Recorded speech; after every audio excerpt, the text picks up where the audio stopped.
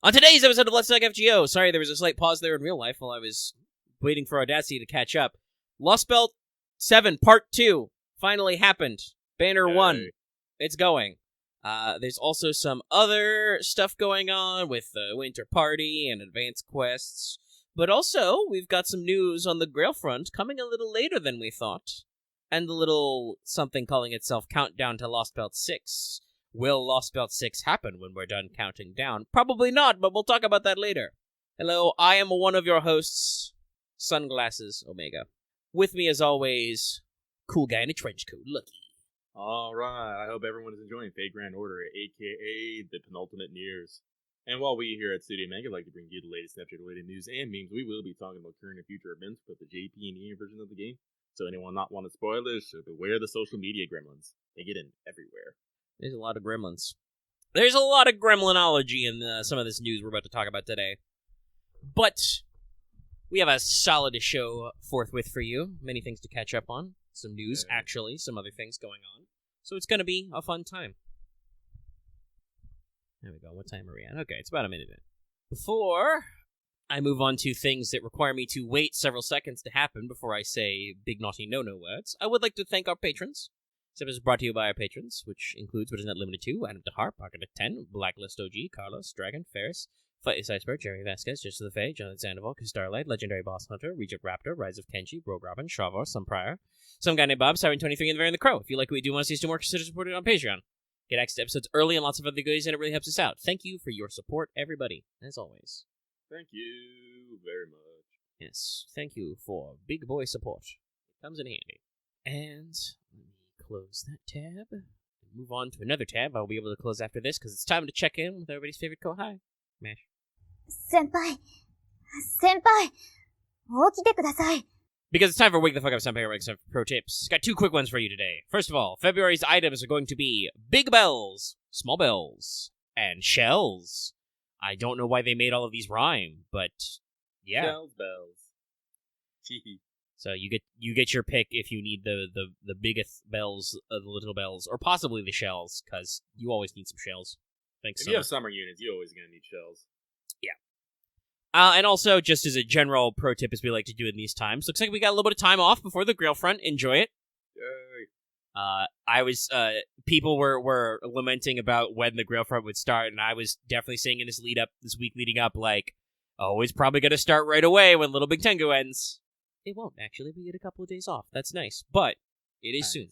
Speaking of Little Big Tengu time, let's go to Records from the Throne, a regular achievement topic. On my end, it got down to the wire, but I did get all missions complete, so that means that I got the lore, and I got my NP5 Kichi Hogan and all that other fun stuff. But I was a little tight. I finished the last couple of missions with only a few hours left. I had to resort to Musashi Double Castoria Speedball strats to just clear quests in specific areas fast enough. Because actually doing it with event CEs made it harder. Yeah. But it was done. For me, I did not actually complete 100 quests. I actually got to about 91, but I was able to get my permanent Kichi Hogan and NP5. And, everything else, so I'm gonna call that, a win in my books. It's pretty close. Usually the last couple missions are just, do you need a lore? Do you need, 5 mats? It's mostly okay. Okay. I'll live. I got other gacha games I need to play. Yeah, there's stuff going on. Okay. And to throw that in there, though, we do have a little bit of follow-up, as, it's been a new month, and there's some new stuff going on. People may be wondering how this turned out for me. But it's not all the world's evil, but damn close. I said I was trying to work towards another 10 spin. I did, in fact, do one final 10 spin, plus monthly tickets and shit. My Saint Quartz is absolutely destroyed. I think I have, 3 right now. Still no Kagekyo. Nothing really of note on the last spins. I got, NP 3 or 4 for Assassin Emiya, I think.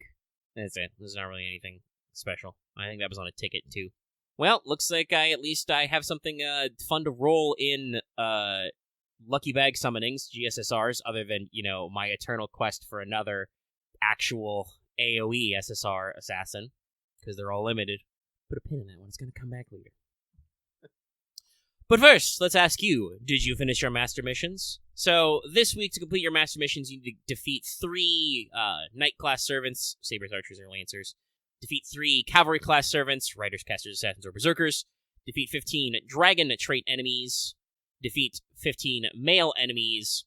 Complete 5 quests. Complete 10 quests. So basically, you've probably cleared all these just by doing the event, because all of these are doable in the event. There are plenty of male enemies, there are plenty of dragons, and all that other fun stuff is in there.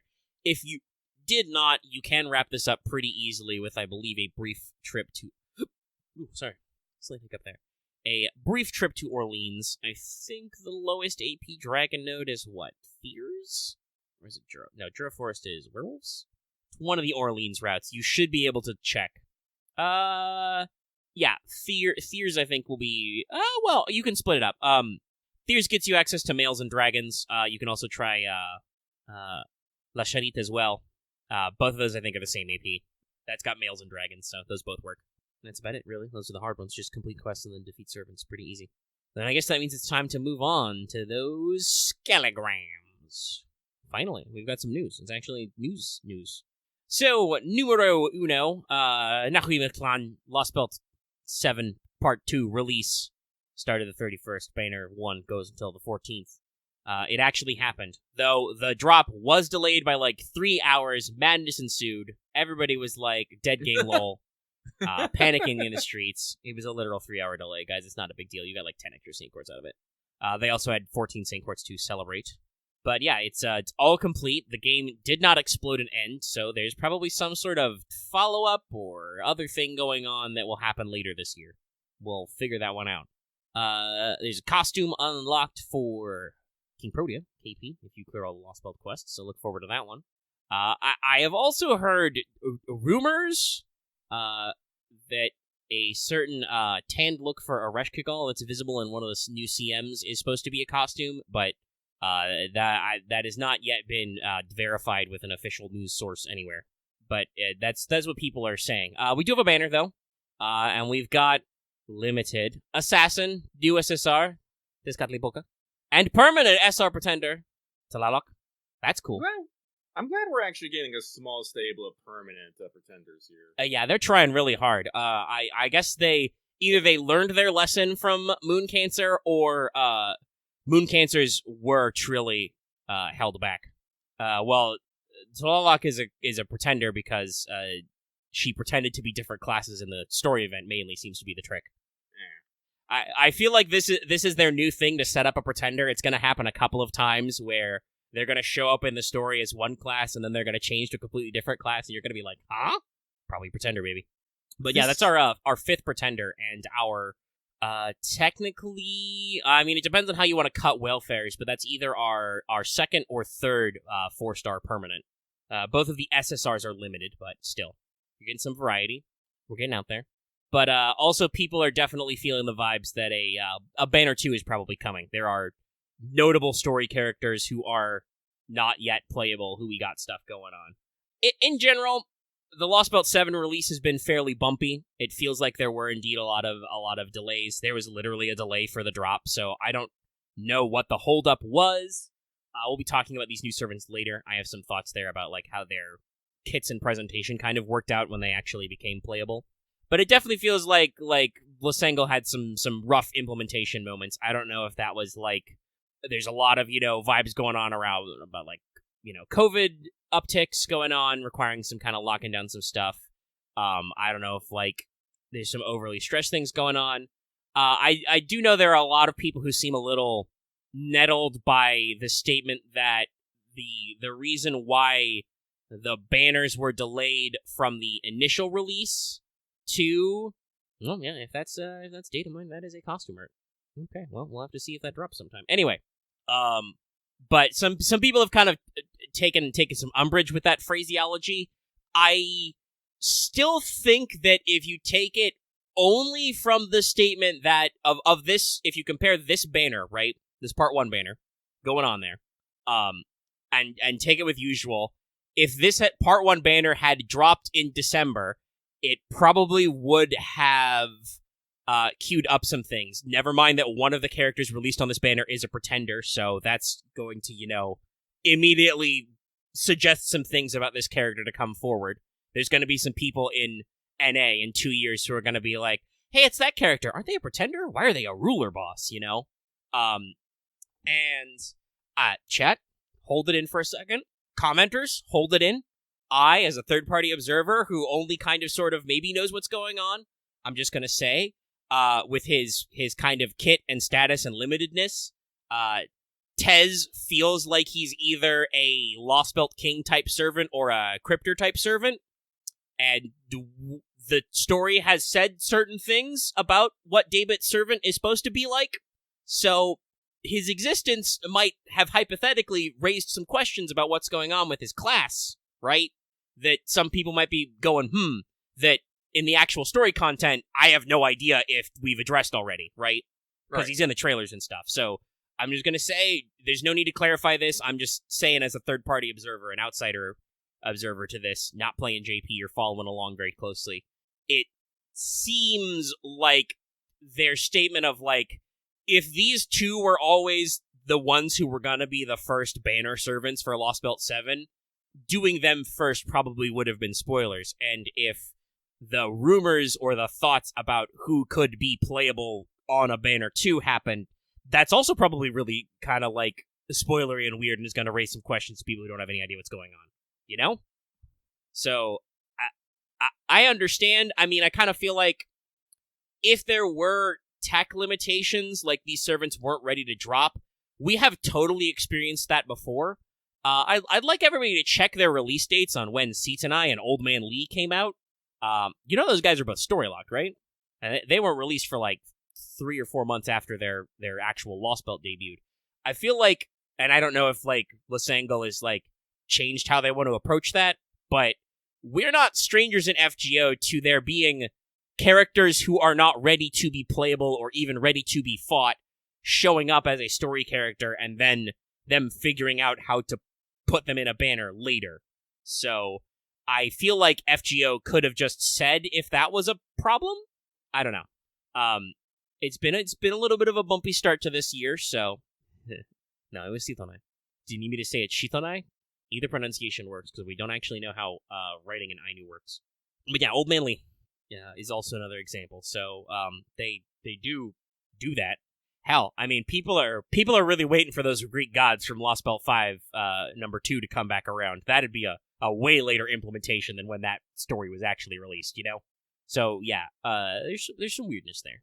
Like I said, don't ruin it for anybody else in the comments. I know that a lot of people have been trying to dodge spoilers like the plague already, so don't fuck anybody's algorithms up. But we'll see what happens. We do still have some more JP news, though. Also happening the 31st, Advanced Quests Part 13 came out. They got new quests for more copies of the Bone and the Feather CE. I don't know. I think this is 4 copies of the Bone CE. And this is the second copy of your Feather CE, I think. I think the only one you've gotten a 5 on is the Void Dust CE. They've done 5 quests for that. But there is a brand new CE, the Ghost Lantern CE. Yay. I mean, it does actually have MLB stats, and you can stack it. The problem is just that they release the CEs very slowly. I mean, you never know with these kinds of things. It did take them like 2 years to get to actual, like, Demon King Nobunaga. They still had a baseline Nobunaga, but they, like, really reinvented that character, and now story almost never uses OG basic Nobunaga sprites anymore. Because she's a Welfare, you can't get her anymore. Ugh. But, in the JP, there's also one more thing. Winter Party Campaign, Miyagi. The campaign started on the 2nd. It goes until the 5th. You log in over those 3 days for, like, 3 apples. There's a 6 Syncort social media campaign. A lot of people figured out that this stream wasn't like delayed or pre-recorded or anything because it was an in-person venue with, you know, tickets, so it would have been a little hard to cancel and refund everybody. Yeah.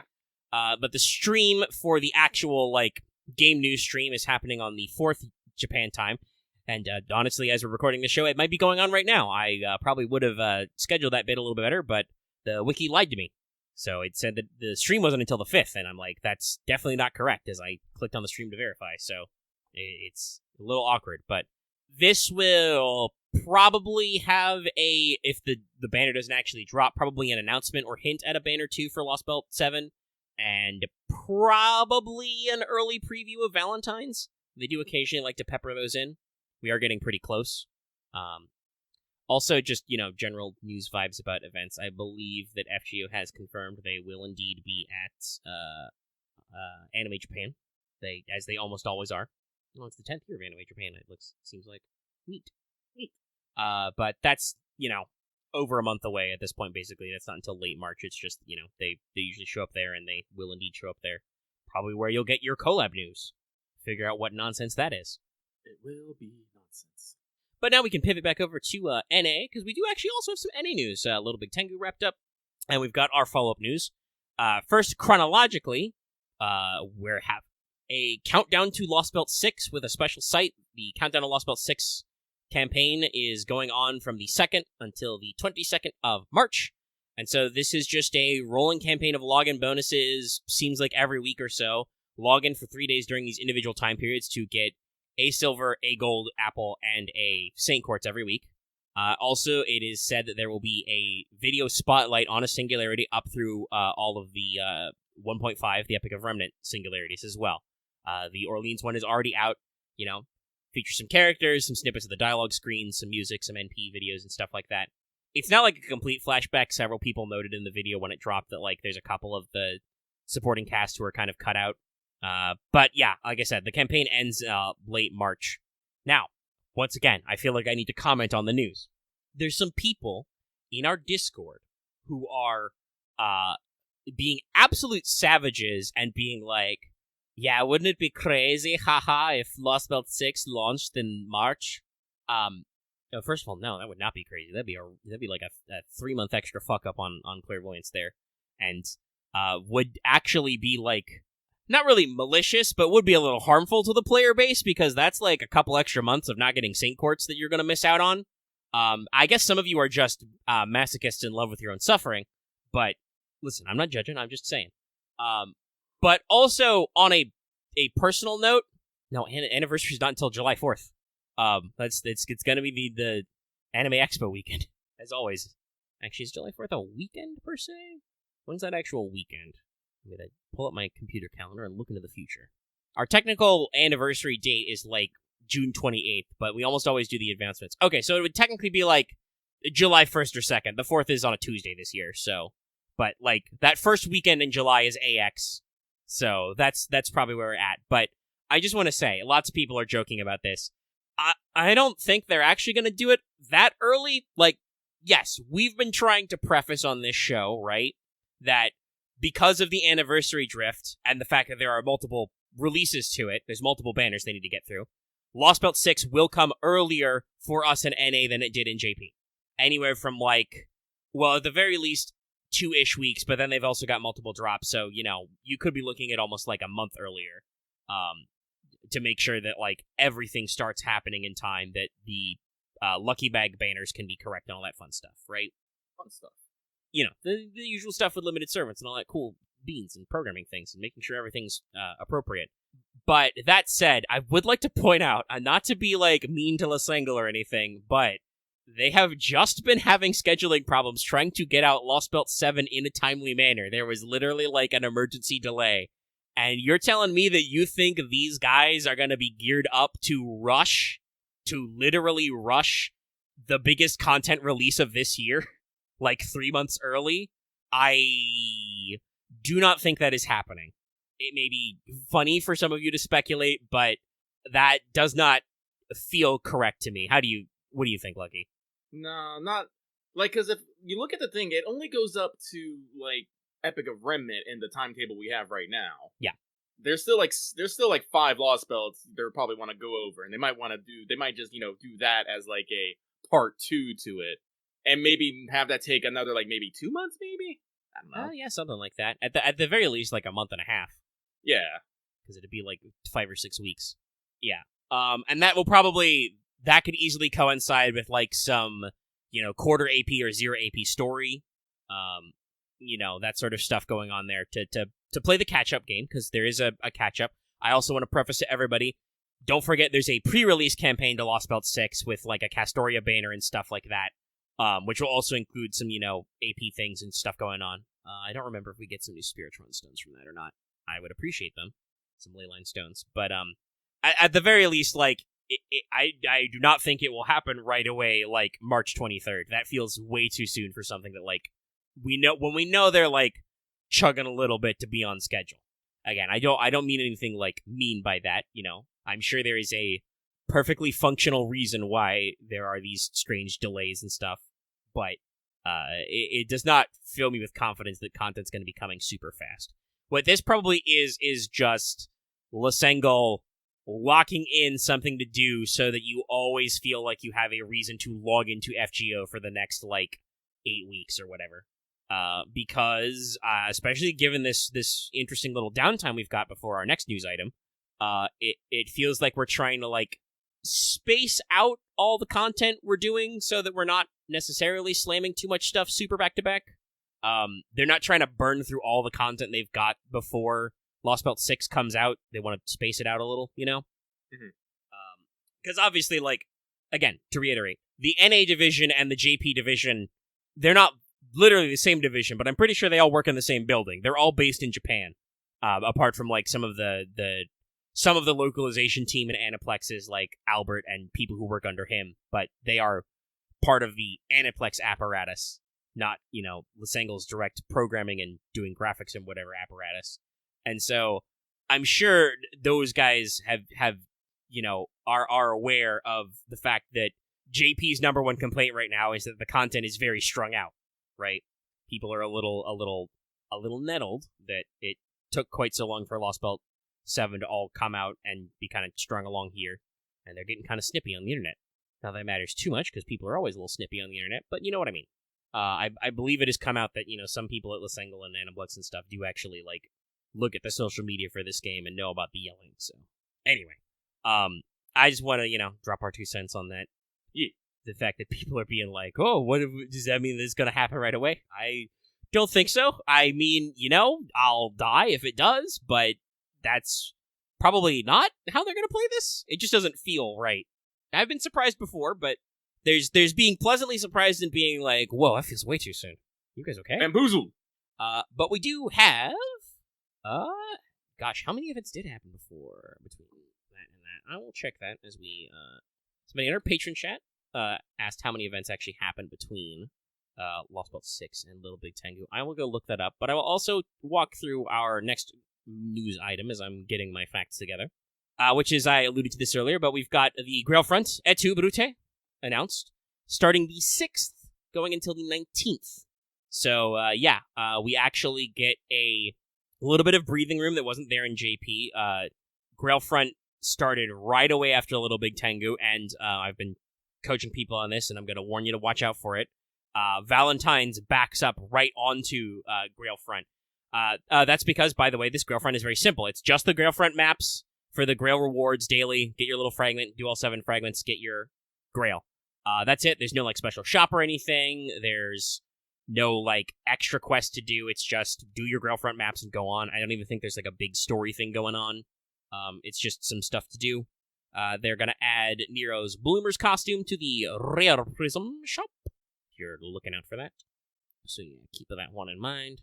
And also, there's going to be Boudica and Caligula rank ups. That'll be fun. Boudica's rank up is going to make her guts targetable, and what is it? Is it crit up? I mean, they don't have to announce it as the Waltz collab. They might just say it's called, Grail Live or whatever. But if they were going to try and figure out how the fuck to license all the music and whatever, I'm sure that's why Waltz has not showed up in the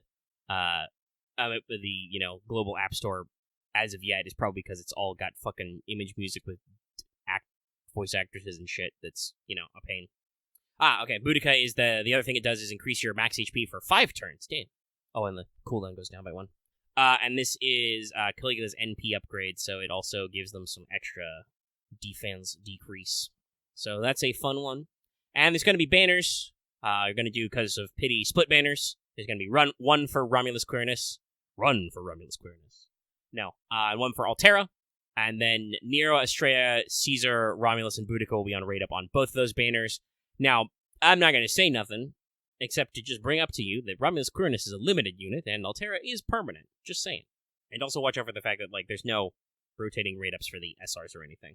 They are not yet doing the thing where they split individual SRs to be on, one SSR's banner or whatever. Oh, actually, this is pretty funny. I just saw something in the event list. Is that...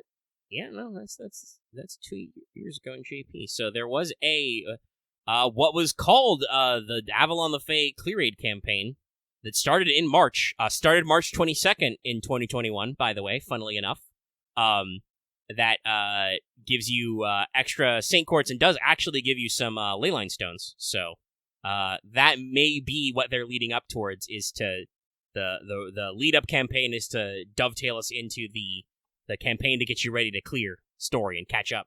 So that's going to be an interesting one. But yeah, we've got the rest of March and April's schedules should be pretty decently dense. You know, you've got collabs and stuff. There's a new round of strengthening quests coming up. There is a I don't know when we'll get this. We'll probably get something like it, but there was the weird Spring in Full Bloom summon banner they did. That was it was a Tamo and Hokusai banner opportunity. They'll probably do something like that just to fill in some time. I think that coincided with some hunting quests we should be getting in the April area. Bet it was around the time of cherry blossom viewing. Yeah, and that's I'm sure what it was, and also it was just they didn't have a concrete event yet because the collab was going to come out later that month, so they need to fill a little more time. The main thing I think is going to be because like in JP.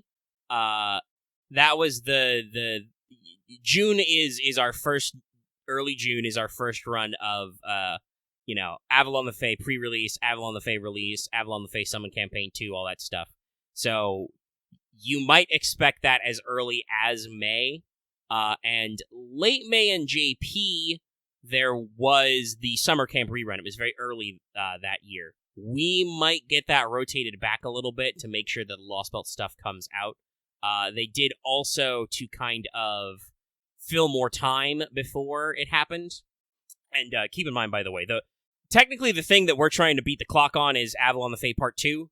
That released in the middle of July in JP, and that just won't work for us, because of anniversaries and stuff, and Melisana has to be in a lucky bag.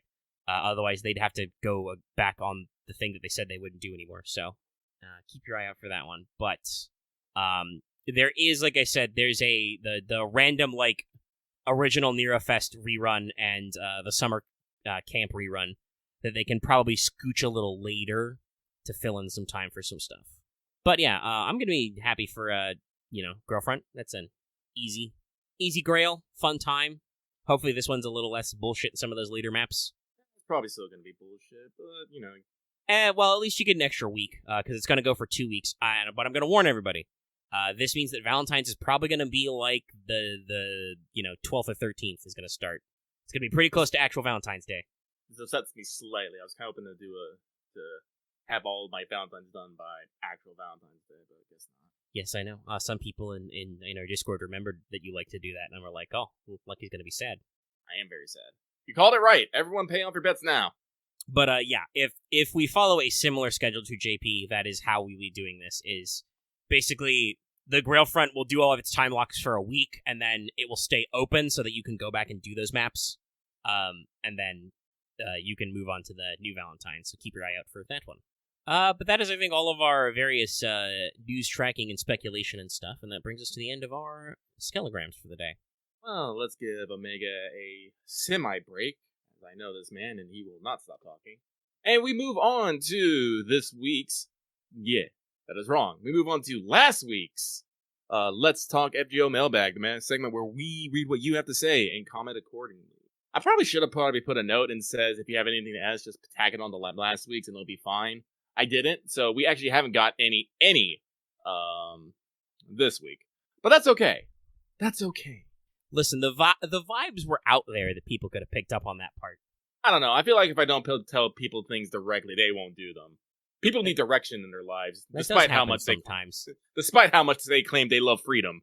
There's gonna be some no longer timely quips and jests in the mailbag to that effect, I think. Well, we'll see. I was like, I ain't gonna call it a fuck up. My mental state is not a fuck up. But it was my choice. So, I will lie in that bed and begin. For 3 seconds, Lucky just really thought about just taking his mic and just laying in his bed and doing this. But that would be a visual gag that unfortunately wouldn't work very well in the audio podcast. Probably not. So, we'll start off with the Tyrant King ready for the chaos to ensue as he plants his new dragon tree.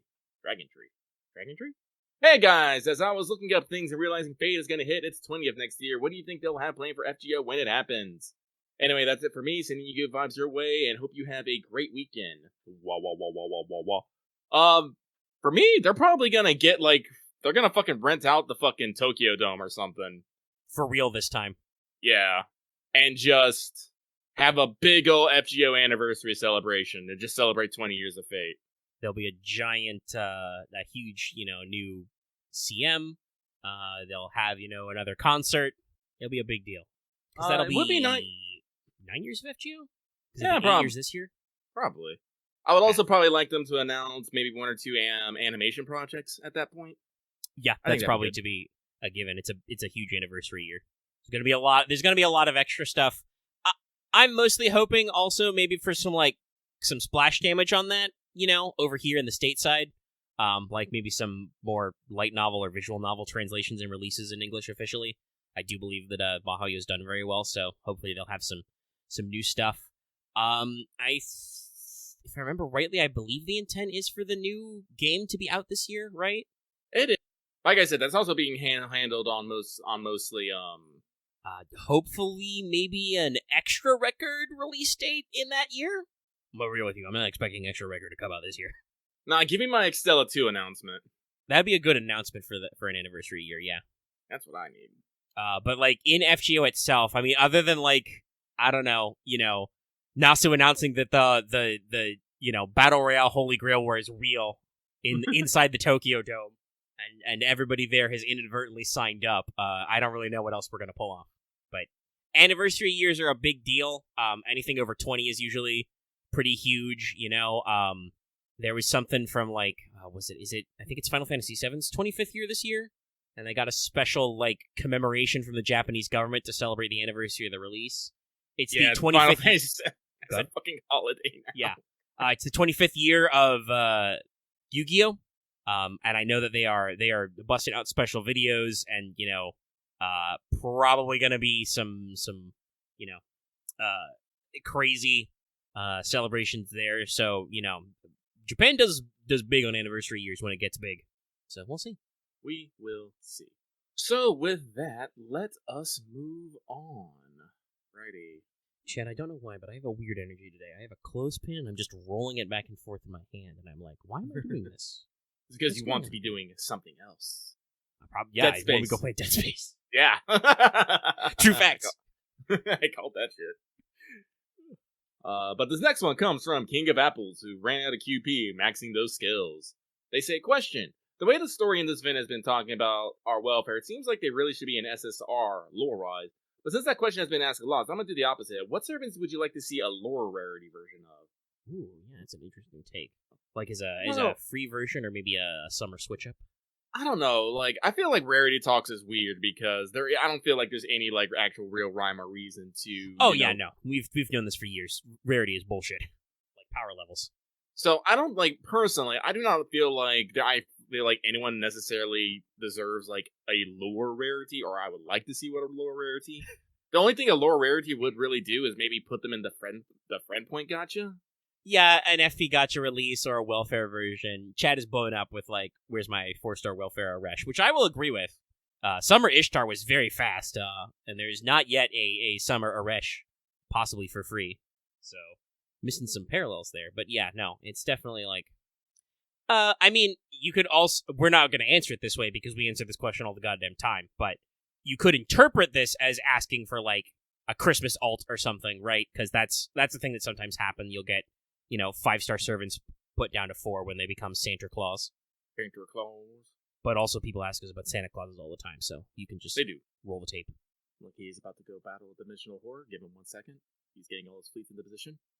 Well, I'll just say, hey, people at home, if you have a servant you'd like to see, I don't want to say downgrade, even though technically, yes, their HP and attack pools would get smaller, but small. See a lower, a lower rarity, a more common version of a servant, let us know in the comments. Sometimes when you ask these things, people have some really interesting ideas. And then also I'm going to get, a 5-comment chain about that 4-star Aresh. It's okay. I see you. You are seen. Fucking seeing this shit through time. Just me and my attack moon holding off the Great Tempest. Let's fucking go. I mean, rarity is probably was just a thing that gacha games do, you know? You have to, like, in this, the way this economy is set up, you have to limit where servants appear and how. And shout out to FGO for never really cracking that. Like, there's quite a few gacha games, especially as they get on, who have introduced, like, 6-star units or, like, extra, you know, whatever. FGO just lets you upgrade your existing units to those level caps. Like, God, can you imagine an ultra-rare unit who starts it by being able to go to level 100? That's terrifying. Yeah, no, I don't want to think about the effect that would have on my wallet. So, like, there's... FGO has kept the rarity inflation in pretty well, but it is kind of weird, because mainly it's just, I think, how they decide, like, what your relative, like, attack and HP caps are. Sometimes they tend to give SSRs, like, more extra skills and more deeper skills to reward you for rolling them. Sometimes it feels like SSRs maybe get a little bit better, you know, whatchamacallit, like, art treatment. Like, they clearly put a little more effort, a little more cash into the art, so that maybe they want a little more back on that investment.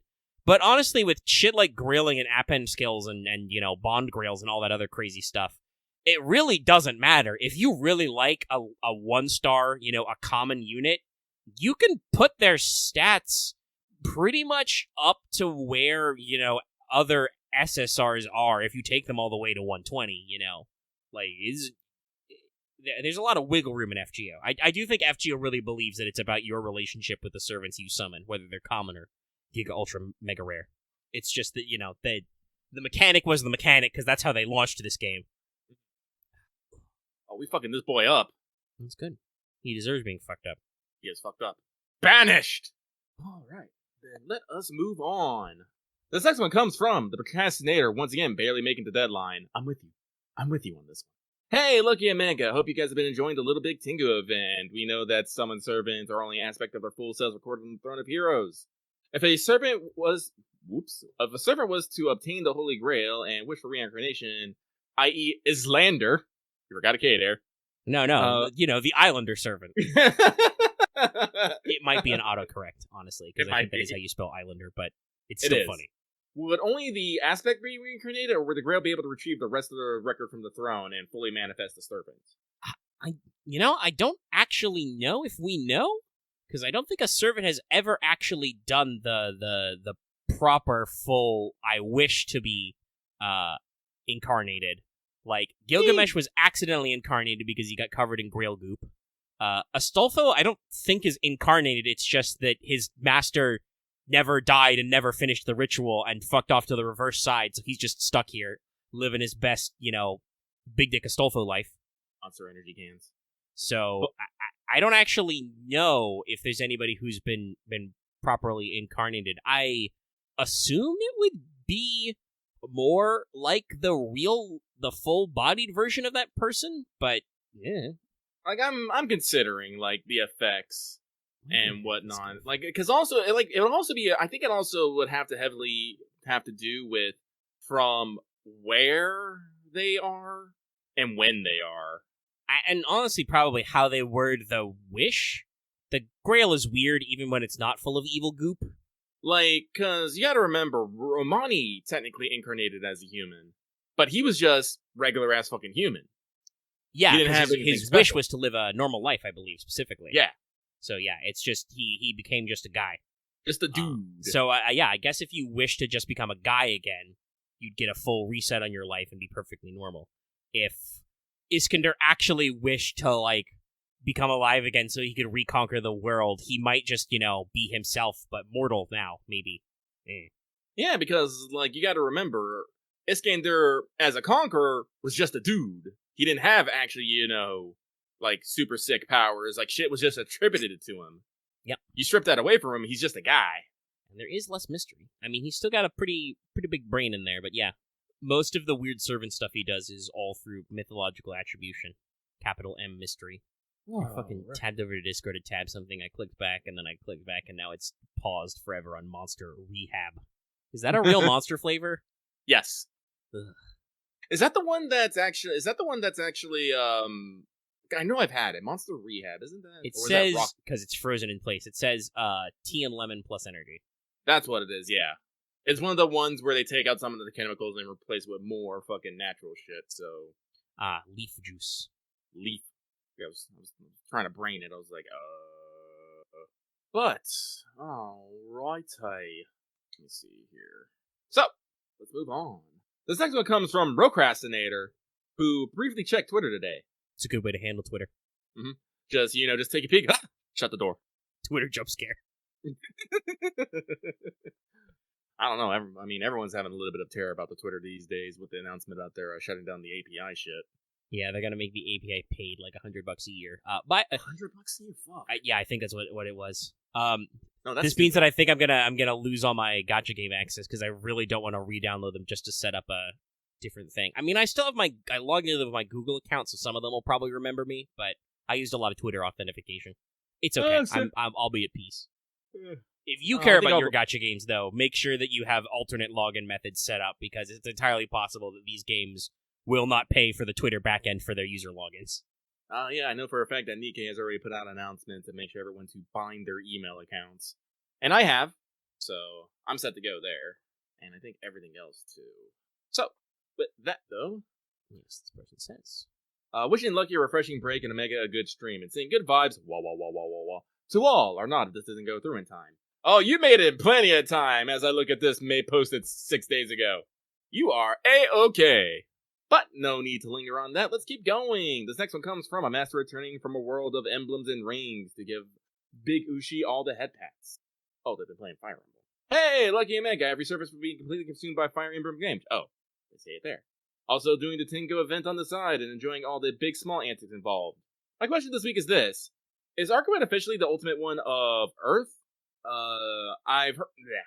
I've heard that the only thing that might hold her back is that her title is her sister, which I'm disappointed that we've never seen artwork for you. Just wanted to hear your thoughts on the matter. Sending you the good vibes, and always remember to give Ushi all the head pats. Remember to Ushi your Ushi. So if I remember this correctly, it's one of those yes but actually no kind of answers. Archetype Earth is supposed to be the closest we've got to an ultimate one. But the reason why, true ancestor vampires and shit exist is because Earth, Gaia, does not naturally produce an ultimate one, because it's got humans instead.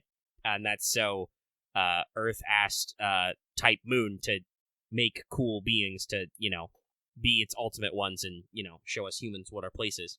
Which is banging vampires, oh yeah! So, yeah, I think it's one of those things where, for complex plot reasons, we can't say that she's actually the ultimate one, but it's kind of like that. I don't think there's anybody else who fits that role better. Regular Arc is probably not technically the ultimate one, but she can be Ultimate Earth sometimes. You'll find out if you roll on a banner in a year. Why did you have to make that wordy than how I said that already, X? I already made the meme. Yes, but actually no. So, with that, we move on. The next one comes from The Abandoned Warehouse. Salutations, Lucky and Mega. I finally managed to catch a mailbag post after a while. Good job. How have the Tengu treated you? I'm pretty sure Kichi Hogan is all like, I'm gonna eat that boy. Or girl. Or something. Little Concernicus. Small Concernicus. But, let's see, to keep going on. I've been having a blast with the event and the mini-servants. Question, favorite mini-servant? Mine is Ushi, though Jason is a close second.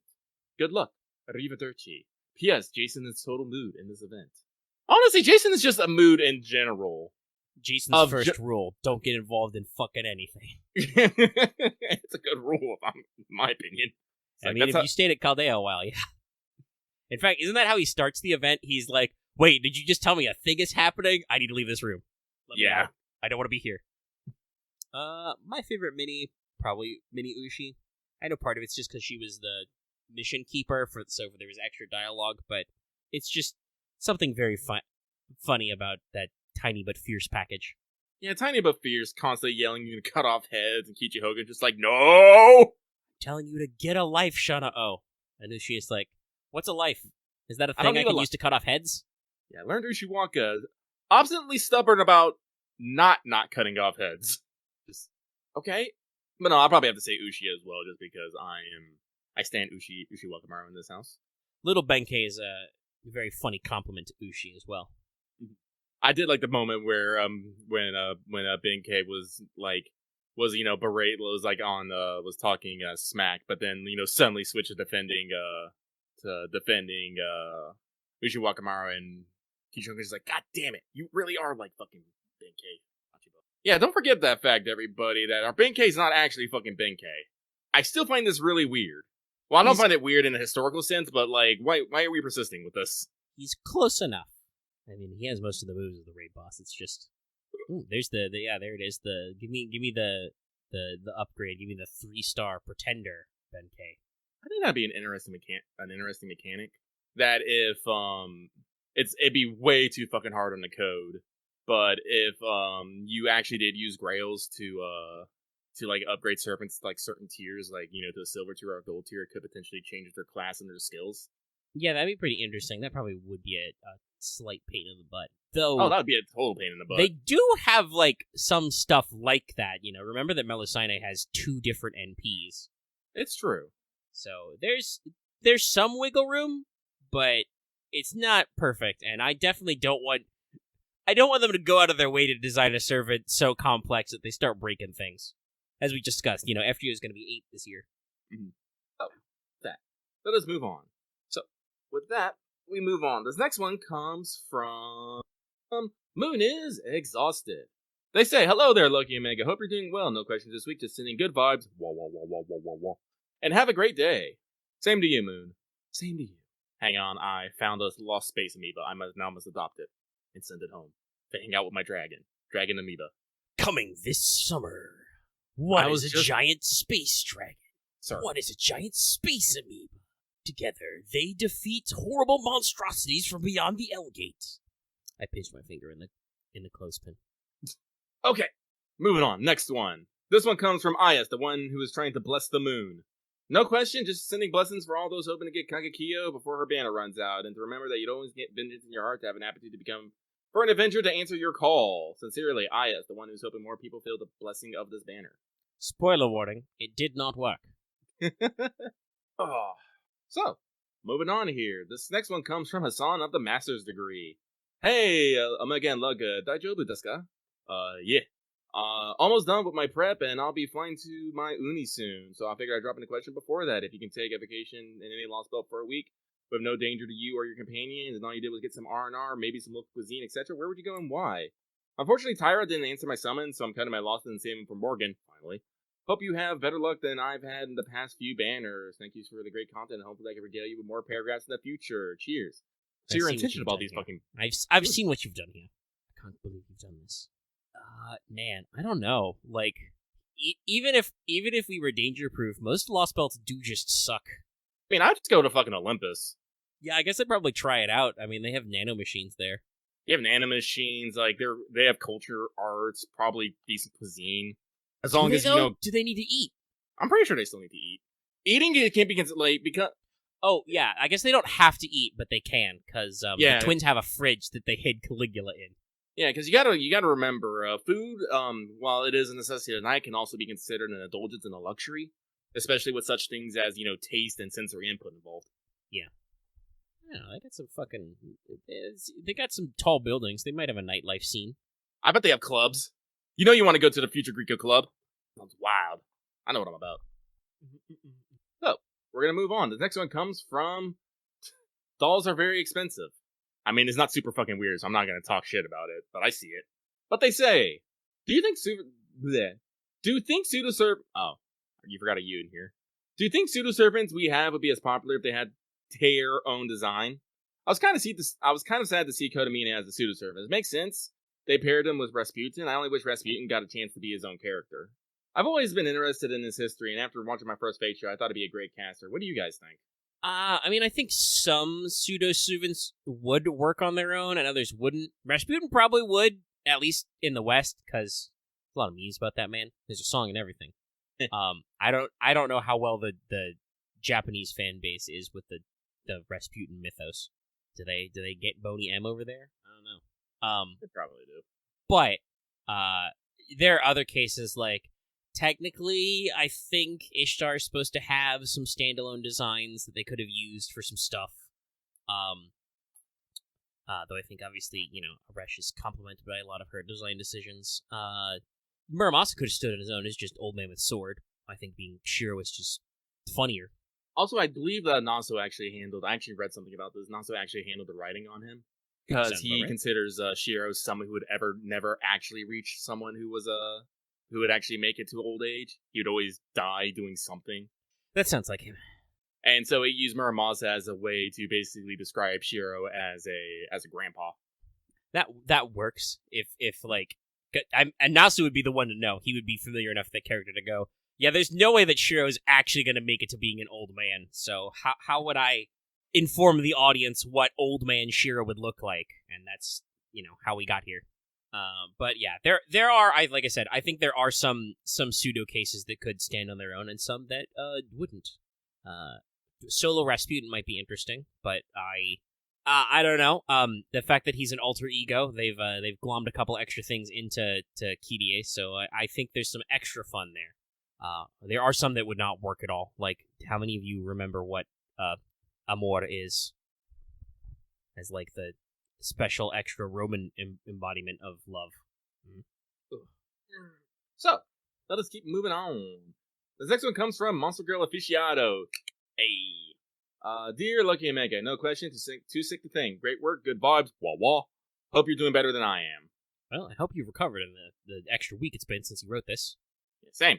We would do our usual thing and say, get better now, but this was the past. So get better then. Boom. Cross time. I'm just gonna casually abuse causality here. Let us keep going. This next one comes from, where am I? No notes. Perfect read. But they say, huh? How'd I get here? I'm sure this was a link to your YouTube page and nothing else. How did I get to this community post? And can I order a large coffee anywhere nearby? Have a good day to anyone who also gets lost and happen to find this. Solid Gremlin energy. 10 out of 10. Once again, no notes. Sadly, I don't think you can order a coffee from inside our YouTube community page yet. I mean, you can totally order a coffee, but I'm going to be the one drinking it. That is true, yes. You could do, super thanks and, tip us a couple bucks. That'll turn into a coffee for one of us sometime later. Oh, that shit happens occasionally. Once I remember I was out, before, pre-stream, I was like, I'm out getting Arby's. I'm thinking about getting Arby's milkshake. Someone tipped me, $5, super chatted me, $5, go get that milkshake. I was like, I'm gonna go get me that milkshake now. Ah, the true parasocial experience. It happens. Mostly I just see people super chat to yell at Dallas. I mean, Dallas has to have some use in this goddamn place. Well, he's certainly not helping us clear content yet. Because he doesn't want to pay $12. Well, I'm sure he's having fun relearning all his classes and whatever. It's true.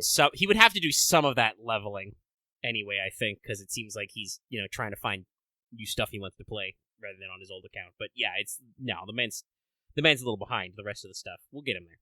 We'll get in there. Excuse me. All right, 2 more? 2 more? Oh shit, all my construction ships are fucking not doing shit. This is why I don't let my sign ships have wormholes. They're all on the other fucking side of the galaxy now. God damn it. But that's where the surveys are. It is where the surveys are, but I need to study dimensional portal rifts. Well, at least it makes it quick for them to get back. Cold setting. So the damn groundhogs. Listen, they're all like, not today. Let's see here. So next one. This next one comes from Gahulian God, who says, not even sure if this will even get in, but it does have my regards and good vibes. Wah, wah, wah, wah, wah, wah, wah. And last, but... it did get in. And last, but definitely not least, the one, the only. This last one comes from Agent 418, who says, hello, Lucky Omega. Have a good weekend. Thank you. I don't know how you do it, but it happened again. All right. You also have a good weekend. Okay. Yeah. That's Mailbag. Mailbag. We've crossed the hour mark, which is good. Crossed it by a little bit, actually. 107. So that means it's time for free talk, which will include some new servant deets. Though, if Lucky is not yet done talking for now, I do want to give you the opportunity, because last week, obviously, you decided to take a quick break. So I did a live stream of this, and I had a chance to talk about Little Big Tengu story-wise with chat. If you got any stuff you want to say about the story and the characters, because obviously you got through all the story, because you got your Grail and your permanent Kichi, here's your time. Here's your time.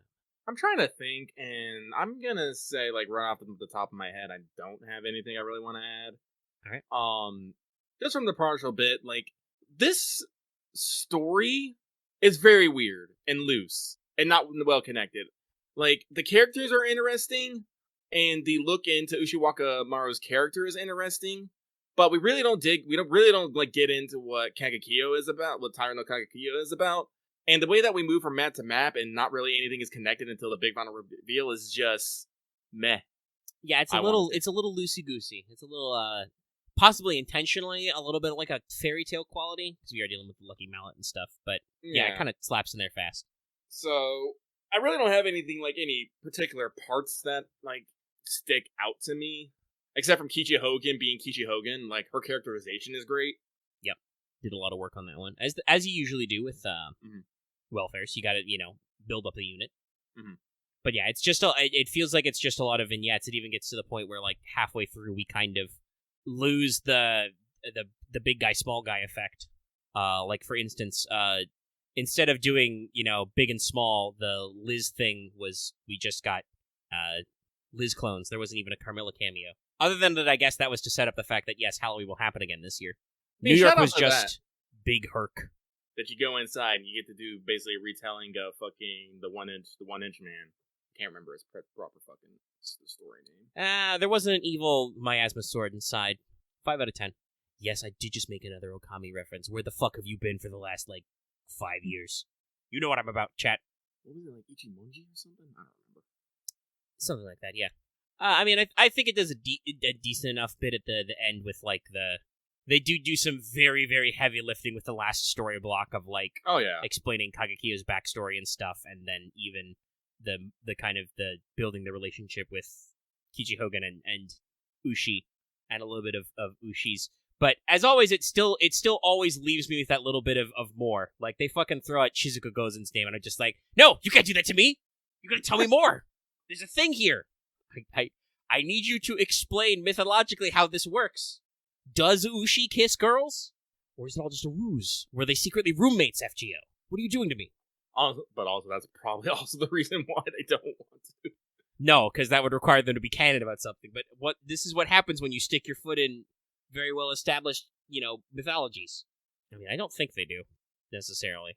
I think they avoid commenting on certain relationships that aren't with player characters because, unless they're pre-established in the fiction, because there is a certain very small, very gremlin-y slice of the audience in Japan who will generate 10 times the apeshit levels than their size, and nobody wants that problem. But you can make people very angry on the internet, and that's not good for anybody's wallet. No. But in that case, then, if you have said your piece, we can talk about New Servant Deeds. It's not quite a rhyme, but I tried. It's more of a slant rhyme.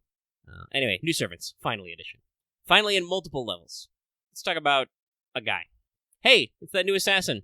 Hey, he's AoE. Guess what? He's limited. It's Tez. Tezcatlipoca. I'll probably call him Tez, or possibly Tex. He does have a gun. Howdy, partner. I'm Tezcatlipoca. So, for assassins, his attack is on the very low end, but his HP is the highest out of all assassins. Yes, even bigger than Hime. That's saying something. And he has quick arts, buster, which is pretty rare for assassins. I believe only Old Man Lee has that deck other than that. And he's obviously single target arts, so that's, a good change up. Okay hit counts, low NP gain. You're looking at 4 hit quick card, 3 hit arts kind of a thing. Actually, no, I think it's maybe even the 3 hit quick, 4 hit arts. He's got a 0.4 NP gain though, so it's a little on the lower end. But that's probably because he does have an arts AoE NP, which does pierce for 1 turn first, piercing invul. Gives the whole party 10% battery after, and also based on overcharge gives him MP damage up for 3 turns first. I think it starts at 10%. A pretty standard but thorough package for an NP these days. So his first skill is the normal 10 to 20% attack up on a charisma, but it basically doubles that amount on allies with guts. If you have a guts, you get another 10 to 20%. So you're looking at, double the attack gain if that target has a guts active currently. So that's some pretty good synergy there. Second skill is a 30 to 50% battery on self, 20 to 30% battery for the rest of the party. It is explicitly say other people, so he only gets the 50%, but the allies get the 30. It's not 80. Gives your allies a 2 hits, 3 turn invul, but also adds a buff block specifically for Invul for 1 time 3 turns. I don't know how this works, so I don't know if that means that, like, he applies the 2 hits 3 turns Invuls first, but then he makes it so that you're less likely to get Invuls later, or he, like, eats one of his own Invuls. I don't know. It's weird. It's a weird demerit. Demerits are weird, game designers. Final skill is a 1 time 3 turns Guts on himself, so he can also benefit from his Charisma of Conflict. It's a 1k to 3k heal, and also a 20-30% arts up on himself for 3 turns, and gives him 30-50% bonus damage versus both Divine and also Super Large for 3 turns, and it negates the Sunlight battlefield for 3 turns. Negates a... Yeah, it means the battlefield no longer counts as sunny for 3 turns. That's interesting. Yep. I mean, it makes sense. He's Tezcatlipoca. There's a lot of weird sun shit going on. But yeah, his passives are Magic Resistance A, Territory Creation A, so those arts cards hit pretty good, Divinity C, a custom 10% buster buff, and also a very unique new passive. While he's on the board, he makes all of your master skills 10% better. Interesting. Yeah, it's weird. He's a weird guy. Tez is a pretty busy servant. Like I said, he gives me, just from reading his stats without qualifying anything, I'm pretty sure I know how this goes, but again, no comments from chat here. He definitely gives me, like, the Lostbelt King or the Cryptor Servant vibes, because he's got a very complex kit. It's very weird and unique. And I'm gonna say, like, we haven't had a new assassin in JP in literally, like, 2 years. It was, Koyanskaya of Light, who was the last one. There was no new assassin in that gap time. And the last time there was an SSR AoE Arts assassin, it was Shootin'.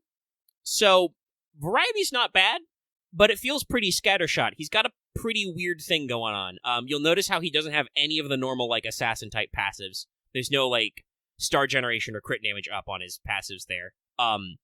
But still, with, you know, a 50% self-battery, multiple damage steroids, he gets the classic trifecta of an NP damage up, an attack up, and an arts up. And he gets two different trait damages. He's probably going to be pretty solid for farming. You know, there's not really a lot to miss there, but yeah, it's definitely a little bit of a weird servant. I also want to say there are some people on the internet talking about his Ascension arts. I'm not going to say it's bad. It's definitely very stylized. We're going for kind of like a looser, lighter, it almost feels like a sketchy kind of style. I don't know if it feels like right. Listen, I look at a lot of art when I do this thing called Fail Portrayal every week, Tuesday. There's lots of arts that aren't bad per se, they just don't feel right for what's going on there. There's some weird costume choices with his different ascensions and stuff like that. I mean, the final ascension seems fine, but yeah, it definitely, like, when you look at the art, I feel like it jumps out at you a little, just like, huh, that's different. But yeah, that's that on that one. On the other hand, Tlaloc, aka Tenochtitlan, because she is a city, is a permanent, adding yet another member to Team Pretender. That means we've got 5 in basically less than a year. Because you've got, we hit 5 we've hit the 5 mark in less than a year. There was Oberon, and there was a long gap to Hephaestion, but that was literally a year ago, and they've added 3 more in there. It's very fast-paced, because it's Oberon, Hephaestion, Lady Avalon, Nine Dragon Ellie, and then now, Tlaloc. That's like basically a new Pretender every 6 months. It's very solid. Much better growth than Moon Cancers. Or maybe I think even much better growth than Avengers. That one was also pretty slow to take off. Took a while. But anyway, so out of all Pretenders, she's got basically lower attack, so the lowest attack, and then higher HP than our other 4-star offerings. She is also our first ever QQAAB Pretender, with the first ever quick NP. Because Ellie is Buster, and I think Hephaestion is Arts. Actually, she might be quick, but I thought she was Arts or Buster. Let me double check. I'm pretty sure that's correct, because I would have been looking at a chart when I wrote this, but now I'm like, I don't remember which one was which. Yeah, okay, Hephaestion is Arts. Yeah. So yes, Tlaloc is the first quick. Speaking, by the way, of her NP, it is AoE. It gives her it buffs her NP gain by 20% for 1 turn if you're on a water field. So there's more field effects. It gives her NP damage up first for 1 turn based on overcharge, very similar to Tezcatlipoca there. And then it also gives the rest of the party, but not herself, 20% NP up for 3 turns, NP damage up. So hers starts at 20 and goes to 40. So it basically gives everybody at least 20%, it scales differently for her because it's overcharge based. And it's not in my notes, but I should say that her NP gain is pretty average. Yeah, she's got 4 hit quick cards, 3 hits arts cards and buster, and a 0.58 NP gain, so perfectly normal. Her first skill is a 20 to 30% battery on self. Seen a lot of them batteries. Lasagna's figured it out. NPs are cool. It also gives her 5 to 10% NP charge per turn for 3 turns. So lots of charge recycling here. And also gives you a water battlefield for 3 turns. Isn't that nice, everybody? Second skill is a kind of like a charisma. Like, it has the 10 to 20% attack up. It also does 10 to 20% crit up for everybody, which isn't really a lot, but, it's there. But it does give the party sure hit for 3 turns, and my favorite effect it does, it removes, it hits all enemies with a strip of whatever their latest guts buff is. So if they've got a guts, it goes. If they've got 2 guts, the newest one goes, in case they're a double guts servant. If it removes a guts, that enemy is then hit with a 30 to 50% defense down for 3 turns. So this is full-blown, this is like Paris with evades, right? This is like full-blown like, hey you, fuck your guts, and fuck you for trying to guts. Which I personally love, because y'all know that surprise guts is always the most annoying part. It won't work on, permanent guts for certain servants, but it'll help you out a little. And then final skill is pretty standard multicolor buff, 20 to 30% up on her own quick, arts, and critical damage, but it also gives the party 1k to 2k damage cut 3 times 3 turns. Those are some mash numbers up there. All in all, very solid. Passives are Territory Creation EX, so those arts cards are very good. Divinity A+ for even more extra damage. A special buff that permanently gives her 20% crit damage up on a water battlefield, which, by the way, she has her own skill to make this work for 3 turns, so it's like a secret 20% 3-turn crit buff. And then lastly, another somewhat unique passive, where she gives everybody else on the field with her 8% arts up. It's like she has a Bond CE just built in. Jesus. Yeah, no. So this is great. Like, you want to talk about a tightly focused servant? Tlaloc looks great.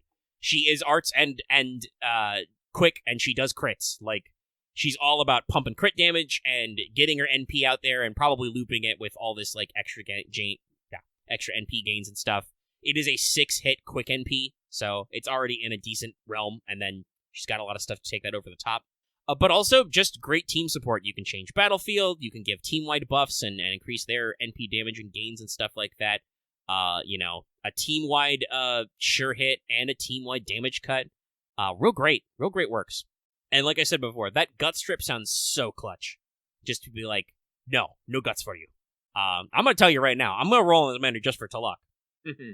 I want to do the science experiment. I want to see if my terrible luck rolling specifically for 4 stars counteracts my terrible luck rolling for AoE limited assassins. What happens if I roll this banner? Is it like if you strap a piece of toast to the back of a cat and you create a perpetual motion machine? What happens? That's on Tezcatlipoca, yes. He gives you Mystic Code skills plus 10% effectiveness.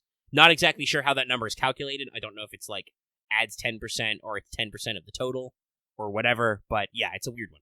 So, yeah, no, seems pretty good. And there's probably going to be another banner of this. Like I said, there's more believe it or not, there were more than just 3 servants introduced in Lostbelt 7. So, if we account for the pre-release banner with Nido Altar. So, yeah, there's still some room to grow. I'm very interested to see. If you want to ask me, like, are these characters worth the wait? I don't know about that. I don't even know if we're going to experience this much of a wait in NA, right? Like we said, it seems like they're having some technical difficulties in the here and now. 2 years from now, who knows? But they're both pretty interesting servants. Like I said, I don't want to say that Tezcatlipoca is a bad servant. He just feels very scattershot to me. But, there are a lot of giant monsters who are riders, like giant dragons and stuff, and Divine is a super common quality, so he should do pretty good at that part. And he's got a lot of weird, fun extra stuff.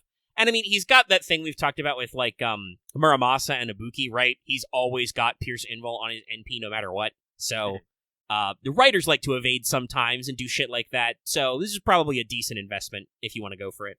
And, like I said, Assassins sometimes come out really slow. Like, it's been since Koyanskaya since we had a new SSR Assassin. I think since we had an Assassin, period. So, like, this is a decent entry. We'll see what happens. But yeah, I think so far, like, almost every pretender is, like, a really interesting unit to me. I'm more interested in the 4s than the 5s, but, you know, we'll see what happens with Summer banners. I don't remember if I'm rolling on the Lady Avalon banner. Is Summer Gareth on that one? I think she might be. Yeah, we've experienced a similar drought. Somebody in our Patreon chat just brought up that Kichi Hogan as a new assassin, our new welfare we just got in NA. The last one we had was Summer Okita, so it can take them some time to design assassins. I wonder if assassin is the most problematic class to build for, because it requires a certain amount of brain think.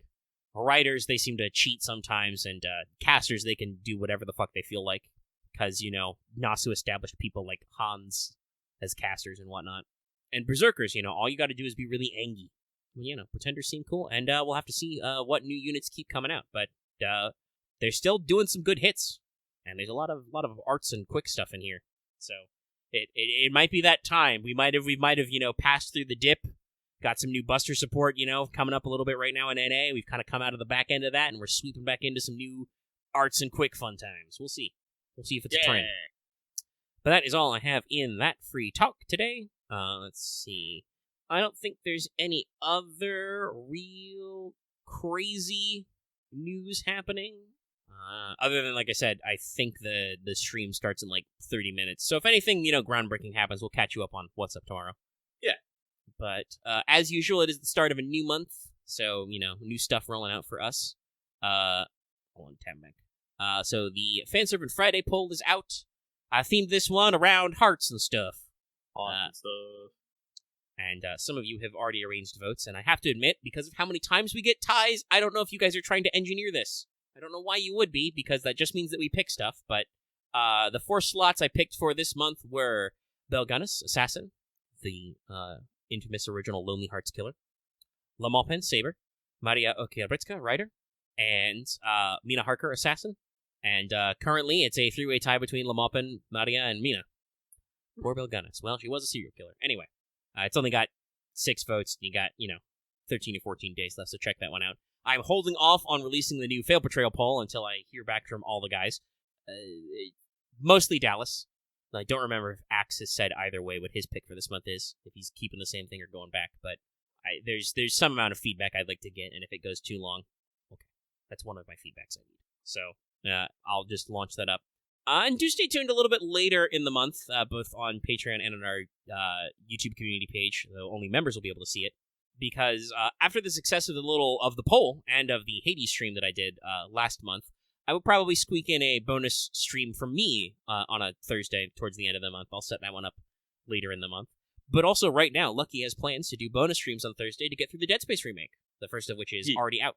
Yeah. It was a good time. You should go check it out, people, if you haven't already. Let's see.